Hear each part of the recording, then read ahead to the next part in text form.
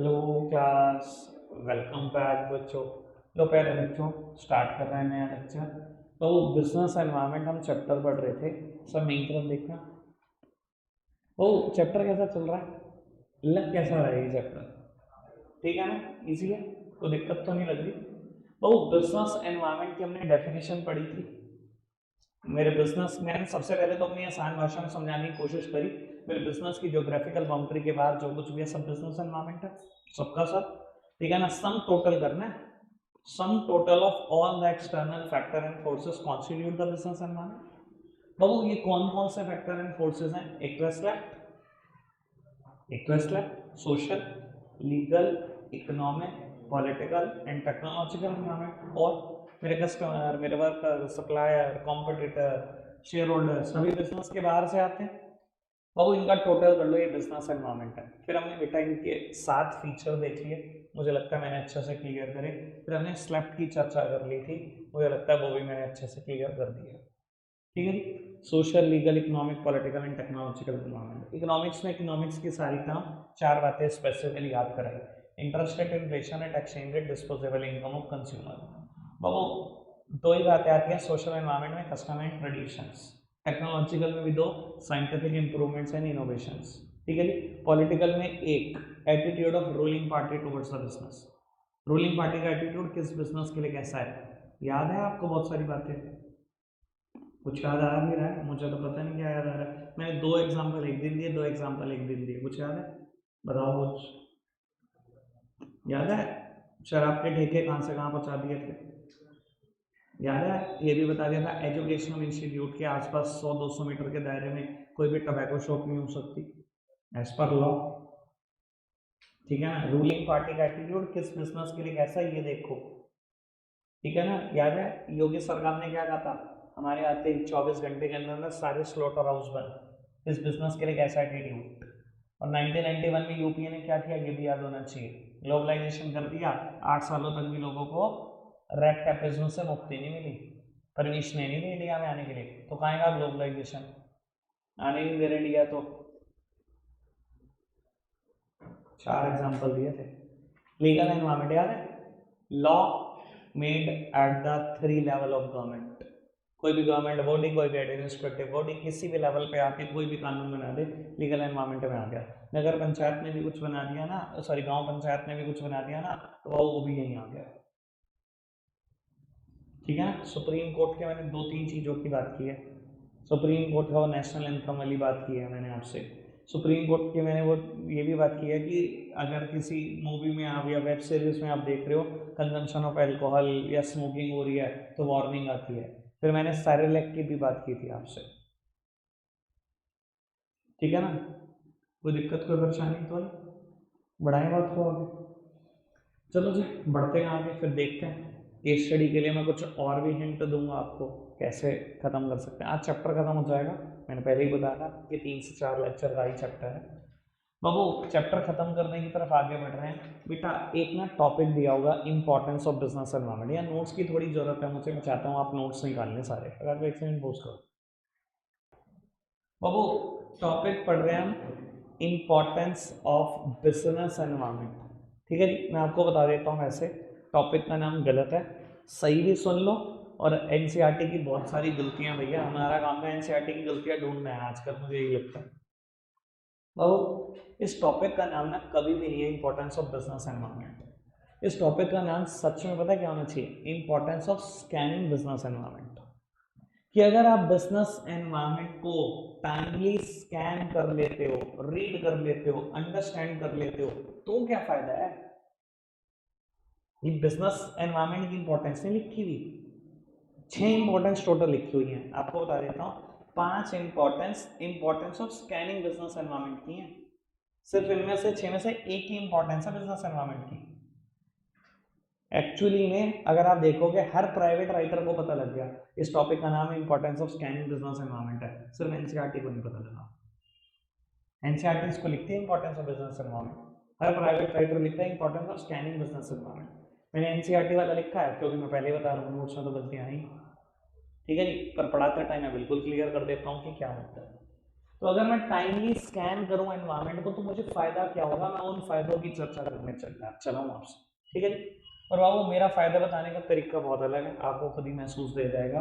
बाबू first और sixth heading में ना मेरे हिसाब से कोई अंतर ही नहीं है, पता नहीं मैं एनसीईआरटी को कैसे समझाऊं। तो पहली हेडिंग लिखी है, it enables the firm to identify opportunities and getting the first mover advantage. ये पूरी बुक की सबसे छोटी छोटी हेडिंग है जो मैं पढ़ने जा रहा हूँ। कहता है it enables the firm to identify opportunities and getting the first mover advantage. ये एक हेडिंग हुई, ठीक है, मैंने मैटर नहीं पढ़ा के खत्म कर दिया, ठीक है। और सिक्स्थ हेडिंग है इम्प्रूवमेंट इन परफॉर्मेंस, ठीक है जी। मेरी बात सुनते जाना आराम से, तो आपको महसूस दे जाएगा कि ये दोनों बातें एक ही तो थी, अलग हेडिंग ही नहीं थी, होनी भी नहीं चाहिए थी। कहता है it enables the firm to identify opportunity. कहता है अगर आप टाइमली स्कैन करोगे ना एनवायरमेंट को, रीड करोगे, तो एनवायरमेंट में ना बहुत सारी अपॉर्चुनिटी दिख जाएंगी आपको। सर आपको याद है मैंने लास्ट लेक्चर में बोला था अनसर्टेनिटी हेडिंग पढ़ाते टाइम कि बिजनेस के पास ना होते हैं ऐसे लोग जो बिजनेस एनवायरनमेंट को स्कैन करते हैं, हम इन्हें बिजनेस एनवायरनमेंट स्कैनिंग मैनेजर बोलते हैं, but it is a very risky job. मैंने ये भी बोला था क्योंकि फ्यूचर देखना यार, मतलब समझ सकते हो ना कितना मुश्किल काम है, ठीक है जी। तो अब अगर मैं टाइमली स्कैन करूं एनवायरनमेंट को, देखने की कोशिश करूं आगे क्या आगे क्या आगे क्या, कहता है एनवायरनमेंट में ना आपको न्यूमरस अपॉर्चुनिटी दिखाई देंगी। अब बेटा मुद्दा उठता है अपॉर्चुनिटी क्या होता है। बेटा opportunity refers to the positive external changes that may improve a firm performance. Opportunity क्या है बेटा? पॉजिटिव एक्सटर्नल चेंज जो मेरी फर्म की परफॉर्मेंस को इंप्रूव कर दे, हर वो चीज मेरे लिए अपॉर्चुनिटी है जो मेरे लिए एक पॉजिटिव चेंज है और मेरी फर्म की परफॉर्मेंस को इंप्रूव कर देगा। और क्या एनवायरमेंट सच में बेटा खान है अपॉर्चुनिटीज की? Sir yes, environment is the source of numerous opportunities. और बेटा आप टाइमली स्कैन करो, अपॉर्चुनिटी दिखाई देगी, getting the first mover advantage, पहली एडवांटेज उठा लो ना। क्या किसी ने उठाई है? मैं हर हजारों एग्जांपल दे सकता हूँ इस मुद्दे पे, हजारों लोग। खैर सुन लो एक एक करके। बाबू मारुति ने ना 90s में स्कैन करा एनवायरमेंट, देखा कि लोगों को क्या जरूरत है, और बेटा उसने देखा कि यार सच में लोगों को ना एक स्मॉल कार की जरूरत है, लोग डिमांड कर रहे हैं उस चीज की। उस टाइम पे एम्बेसडर आती थी तो वो मानी जाती थी लग्जरी गाड़ी, सरकारी गाड़ी, बड़ी गाड़ी। उन्होंने मारुति ने क्या करा, एनवायरमेंट स्कैन करा, अपॉर्चुनिटी आइडेंटिफाई करके ले गए, और खाली अपॉर्चुनिटी आइडेंटिफाई नहीं करी, इंप्लीमेंट करी and getting the first mover advantage. Maruti Suzuki आज भी दुनिया का सबसे ज्यादा बिकने वाला फोर व्हीलर है। इसे बोलते हैं अपॉर्चुनिटी का एडवांटेज उठाना, getting the first mover advantage, पहली एडवांटेज उठा के लिए। Sir what about Alex cinemas? आपको पता है हमारे शहर में एक भी एसी सिनेमा हॉल नहीं था। एलेक्स ने क्या किया था, बंद हो गया वो बात अलग है, नाम तो सबने सुना है ना, मेरी जनरेशन के ही हो ना। क्या किया था एलेक्स ने? सर एनवायरमेंट स्कैन करा, जानी लोगों की जरूरत, अपॉर्चुनिटी दिखाई दी, getting the first mover advantage, पहली एडवांटेज उठाई। एसी सिनेमा हॉल पहले वही था, और आपको बता देता हूँ शायद ही कोई बिरला शो खाली रहता था भाई। उस टाइम पे जीएनजी था ना, जीएनजी मॉल में एसआरएस सिनेमास था, एलेक्स की टक्कर में जो बना कुछ एलेक्स से 6 महीने के बाद। पर भाई उसके फिर भी शो ब्लैंक रहते थे, खाली रहते थे, वैकेंट रहती थी सीट्स। तो स्कीम रहती थी शहर के बीचों बीच बैठा हाट में। सर यही होता है, जो पहला एडवांटेज कमा जाता है वो कमा ही जाता है, उसके बाद तो सारी गेम हाथ से निकल चुकी होती है। लो अभी और बात करते हैं। अभी क्या तुम ये किताब में तो एक एग्जाम्पल लिखा, खुश हो जाओगे क्या पढ़ के? पता नहीं क्या किताबों में झाँकते रहेंगे, मैंने खुलवा दिए नोट्स, तुम खुश रहो। बाबू ओला ओला ने क्या किया इस टाइम टू व्हीलर इंडस्ट्री में, इलेक्ट्रिक व्हीकल टू व्हीलर में तबाही। स्वाति होंडा हमारे यहाँ एक्टिवा के डीलर है, बगला होंडा एक्टिवा के डीलर है। तो पता है एक्टिवा का मार्केट शेयर कितना है टू व्हीलर में? एक्टिवा, एक्सेस, जुपिटर, ब्ला ब्ला बहुत सारे हैं, पर आपको पता है अकेला एक्टिवा का मार्केट शेयर 50 से ज़्यादा। 100 लोग घर से फोर टू व्हीलर लेने निकलते थे, एक्टिवा लेके आते थे, 50 से ज़्यादा। कहाँ गया वो मार्केट शेयर? उड़ गया, और बहुत जल्दी उड़ जाएगा, क्योंकि इनके पास अभी तक तो प्लान ही नहीं है। ओला ने क्या करा, आपको पता है ईवी में 50% मार्केट शेयर अकेला ओला का है। सर एनवायरमेंट को स्कैन करा, लोगों की जरूरतें जानी, अपॉर्चुनिटी दिखाई दी, ग्रैब कर ली, getting the first mover advantage. और सच बात है बेटा, जो दुनिया में पहले एडवांटेज ले जाता है ना वो ले ही जाता है, दोबारा कभी उसके बराबर पहुंचना ना बहुत मुश्किल होता है। समझ में आया एग्जाम्पल? सेम काम टाटा ने किया। टाटा ने अपनी बहुत सारी कार निकाली, Tata punch EV, Tata Tiago EV, ठीक है ना, नेक्सॉन। सर मारुति सुजुकी के पास प्लान है, hyundai के पास प्लान है, होंडा के पास प्लान है, कुछ दिख ही नहीं रहा भाई। जो भी इनकी गाड़ी आ रही है 40 लाख, 35 लाख, 40 लाख, 8 9 10 लाख की रेंज की कोई गाड़ी नहीं है। और आपको पता है इंडिया में कार खरीदने वाले 8 9 10 लाख वाले कितने हैं? गायब है मार्केट से। इतना मार्केट शेयर कमा चुका है भाई साहब, मुझे नहीं लगता दोबारा इसकी टक्कर दी जा सकती है इतनी लेट शुरू करके। तो sir environment is the source of numerous opportunities. अब एनवायरमेंट को स्कैन करो, आपको पक्का कोई ना कोई अपॉर्चुनिटी दिखाई देगी। And getting the first mover advantage, दोनों हाथों से पकड़ो उस अपॉर्चुनिटी को, पहली एडवांटेज उठा जाओ। मारुति ने यही करा था 90s में, ओला और टाटा अभी यही कर रहे हैं, एलेक्स ने भी किया था आपकी सिटी में। मैंने 4 एग्जांपल दिए, मुझे लगता है बहुत है आपके लिए। ठीक है जी, एक मिनट मेरी बात सुनो। Sixth heading is improvement in the performance. पता नहीं एनसीईआरटी ने लगती हो लिखी, कहता है एनवायरमेंट को स्कैन करो, आपकी आपकी परफॉर्मेंस इंप्रूव कर जाएगी। और मैं पता क्या कह रहा हूँ बेटा, सिर्फ इंप्रूव नहीं करेगी, you will become the world leader. Maruti will become the world leader. Maruti उस टाइम पर देखो तो वर्ल्ड लीडर ही बना था स्मॉल कार इंडस्ट्री में, और आज तक वर्ल्ड लीडर ही है। मारुति सुजुकी से ज्यादा कार कोई नहीं बिकी कोई वर्ल्ड वाइड भी। मारुति सुजुकी 800, हाँ उससे ज्यादा बिकने वाली कार भी नहीं है कोई। ठीक है ना जी। तो सर बड़ी बात सीधी सी है, इससे बिल्कुल लिंक करती हेडिंग है। अगर एनवायरमेंट को टाइमली स्कैन कर लोगे, सिर्फ परफॉर्मेंस इंप्रूव नहीं करेगी। हेडिंग तो कहती है इंप्रूवमेंट इन परफॉर्मेंस, मैं कह रहा हूँ इंप्रूव नहीं करेगी सिर्फ, you will become the leader in that market. आप अपनी इंडस्ट्री के लीडर बनोगे, लिख के ले लो, टाइमली स्कैन करो एनवायरमेंट को। ठीक है जी। अब आप एक काम करेंगे, फर्स्ट और सिक्स्थ हेडिंग पढ़कर बताएंगे समझ आई कि नहीं, फटाफट से।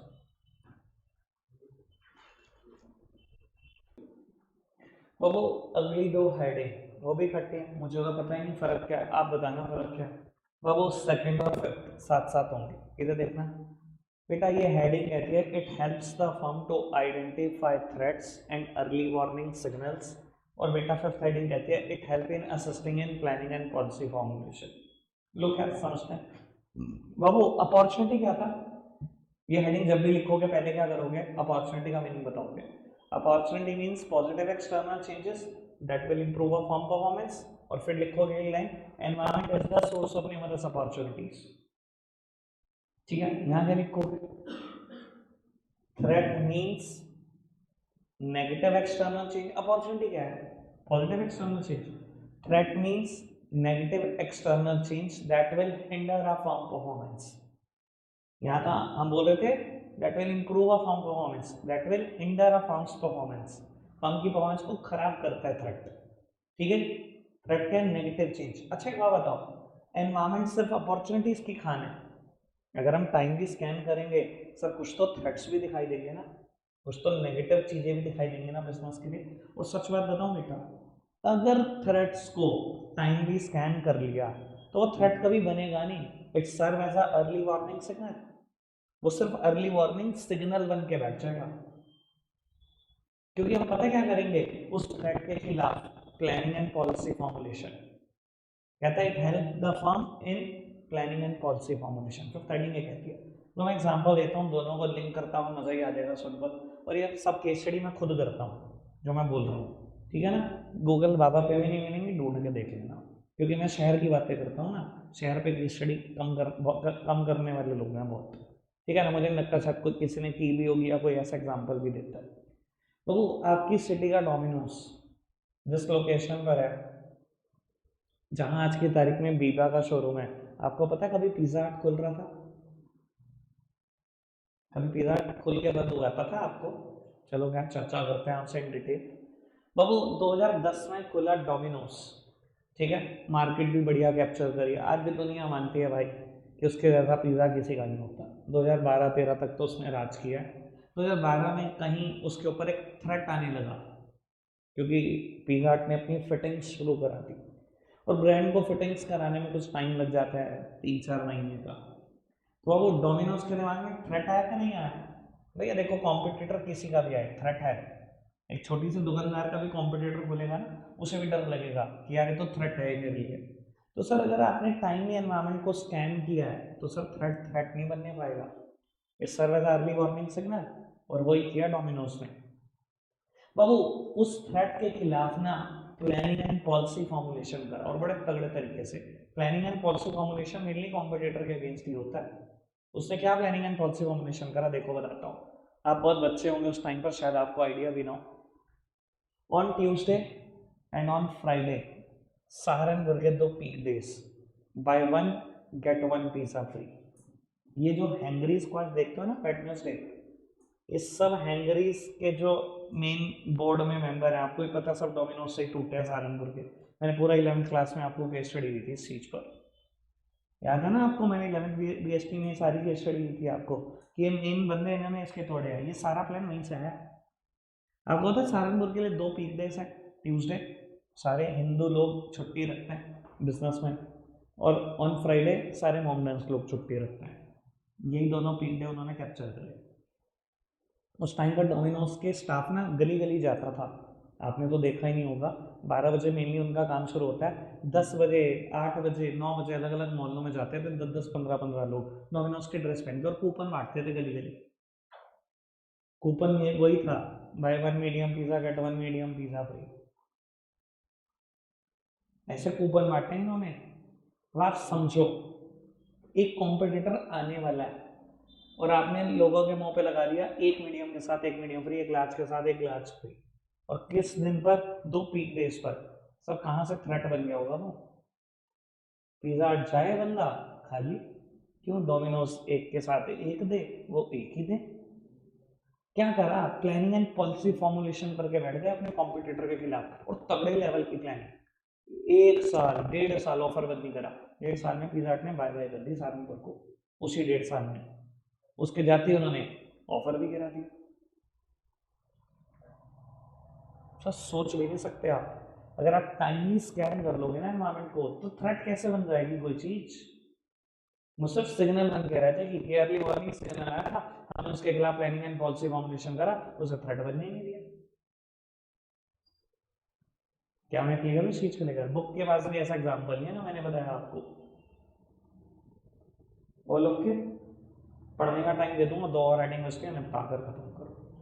बाबू थर्ड हेडिंग पढ़ने जा रहा हूं, ये पहली एडवांटेज है जो बिजनेस एनवायरनमेंट की एडवांटेज है। अभी तक मैंने जितनी चारों पढ़ी, ये क्या थी? Importance of scanning business environment. Importance of business environment नहीं, importance of scanning business environment थी, और ये इंपॉर्टेंस ऑफ बिजनेस एनवायरनमेंट है। पढ़ना क्या लिखा है? It helps in tapping useful resources. बाबू क्या मतलब हुआ इस चीज का? बाबू टैपिंग यूजफुल रिसोर्सेस का मतलब है सोर्स ऑफ यूजफुल रिसोर्सेस। बेटा business environment is the source of many useful resources. तो सच में है क्या? है। एक बात बताओ, मैं बिजनेस, यही 4 दीवारी तो मेरा बिजनेस है। मान लो मुझे किसी चीज का प्रोडक्शन करना है, रॉ मटेरियल कहाँ से आएगा? बिजनेस एनवायरनमेंट से ही तो आएगा। बाहर तो बिजनेस एनवायरनमेंट ही है ना, इस 4 दीवारी के बाद। लेबर कहाँ से आएगी? बिजनेस एनवायरनमेंट से। लोन चाहिए कहाँ से आएगा? बिजनेस एनवायरनमेंट से। मशीनरी कहाँ से आएगी? बिजनेस एनवायरनमेंट से। इन सब चीज़ों का यूज़ करके फिनिश गुड्स बनाऊंगा, बेचूंगा किसको? बिजनेस एनवायरनमेंट को। Sir for receiving of input and for supplying of output every business is totally dependent upon the business environment. That's why business environment is said to be the source of many useful resources. जब हर business को हर input के लिए business environment पे depend रहना पड़ता है, output supply करने के लिए, बेचने के लिए बिजनेस एनवायरनमेंट पे डिपेंड रहना पड़ता है, तो आपको नहीं लगता बिजनेस एनवायरनमेंट कहीं कहीं सारे यूजफुल रिसोर्सेज की खान है? सब कुछ दे तो फिर बिजनेस एनवायरनमेंट ही रहा है कि हर बिजनेस को। क्लियर है बात? बोलो के लास्ट हेडिंग बचती है, फिर पढ़ेंगे बाबू, और चैप्टर भी बना। बाबू लास्ट हेडिंग है, it help in coping with the rapid changes. बेटा it helps in coping with the rapid changes. देखो अगर आप टाइमली स्कैन करोगे ना बिजनेस एनवायरनमेंट को तो आपको बहुत सारे चेंजेस होते हुए दिखेंगे। क्या था चेंजेस, देखो कोप अप कर जाओ। देखो सब कुछ बदलता है, बिजनेस एनवायरनमेंट डायनेमिक का, मुझसे फीचर पढ़ के आते हैं, सरकार की पॉलिसी बदलती है, कस्टमर का टेस्ट प्रेफरेंसेस सब बदलता है। तो क्या चीज़ कांस्टेंट है? कॉम्पिटिटर, सर कॉम्पिटिटर की पॉलिसी भी बदलती है, टेक्नोलॉजिकल आंसर बदलता है, सर कस्टम ट्रेडिशन से सब कुछ बदलता है। आप टाइमली स्कैन करोगे एनवायरनमेंट को, देखोगे बहुत सारे चेंजेस होते हुए दिखाई जाएंगे, सर कोप अप कर लो। और मैं बताऊं, कई लोग ना आंखें बंद कर लेते हैं चेंजेस होते हुए देख के कि मुझे नहीं अफेक्ट करेगा। भाई सबसे पहले तुझे ही अफेक्ट करेगा। मैं आज भी देखता हूँ लोगों को, भाई मतलब अपनी समझ में है ऐसे कुछ लोग, बाकी खैर आप बताना ज़्यादा। भाई आज भी लोग मैं देखता हूँ कैंडल मैन्युफैक्चर कर रहे हैं। मैं मन में सोचता हूँ 20 साल पुरानी इनकी फैक्ट्री है, आज से 15 साल पहले 17 साल पहले सोसाइटी में एक चेंज होने लगा, दिखने लगा कि लाइट काफ़ी आने लग गई। भाई पहले शहरों में भी लाइट नहीं आती थी, लाइट काफ़ी आने लग गई। एक ज़माना आ रहा है, एक चीज़ आ रही है इन्वर्टर नाम की। अगर 4-5 घंटे लाइट जाएगी भी तो वहाँ से स्टोर करेंगे आप, और वहाँ से लाइट जाने पर सप्लाई आ जाएगी। सर लेकिन इन लोगों ने बिल्कुल ही आंखें बंद रखी। सर बिजनेस एनवायरनमेंट को स्कैन करो, आपको चेंजेस दिखाई देंगे, आप कोप अप करो ना उनके साथ, कॉपी करते चले जाओ अपने आप को, या वहीं टिके रहो जहाँ टिके हैं। कैंडल ही बना रहे हैं आज, पर मैं देखता हूँ सेल सिर्फ 2 दिन की है, दिवाली से पहले शुरू होते हैं 2 दिन पहले और ख़त्म कर देते हैं, बंद कर देते हैं फैक्ट्री। 363 दिन बंद रहती है फैक्ट्री। क्या कर लोगे ऐसे? समझ ही नहीं आ रही मुझे बात। और बहुत जल्दी आप देखोगे इन्वर्टर इंडस्ट्री भी खत्म ना हो जाए। सोलर में भी ना 2 सिस्टम है बेटा, मुझे नहीं पता आपको कितना आइडिया, मैं बता देता हूँ। एक चीज़ है ऑन ग्रिड, बहुत कामयाब होने वाली है, बहुत कामयाब। सरकार ने पता है क्या कहा कि हम मीटर लगाएंगे आपके यहाँ पर, आप मान लो मैंने सोलर प्लांट लगा लिया इस जगह का, ठीक है, उसका एक मीटर लग जाएगा जैसे इलेक्ट्रिसिटी का मीटर लगता है, ठीक है बाबू।